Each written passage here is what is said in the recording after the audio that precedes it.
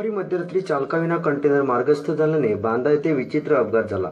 हा कंटेनर येथील जय भवानी स्वीट मार्कला धडकून राजगुरू कॉम्प्लेक्स या ठिकाणी एका बाजूला कलांडला।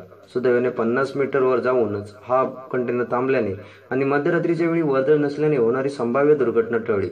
मात्र या कंटेनरच्या धडकेत स्वीट मार्कचे लाखोंचे नुकसान झाले आहे। मुंबई गोवा महामार्गावर गोव्यातून मुंबईच्या दिशेने जाणारा कंटेनर थांबवून चालक जेवणासाठी गेला होता। मात्र जाताना घाईगडबडीत त्याने लावलेला हँडब्रेक न लागल्याने कंटेनर न्यूट्रल होऊन मार्गस्थ झाला।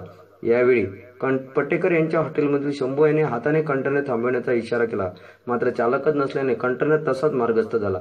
तेथून डाव्या बाजूला असलेल्या स्वीट मार्कला घासत हा कंटेनर एका बाजूला लवंडला। सुदैवाने हा कंटेनर पलटी झाला नाही, अन्यथा मोठे नुकसान होऊन किंवा जीवितहानी झाली असती।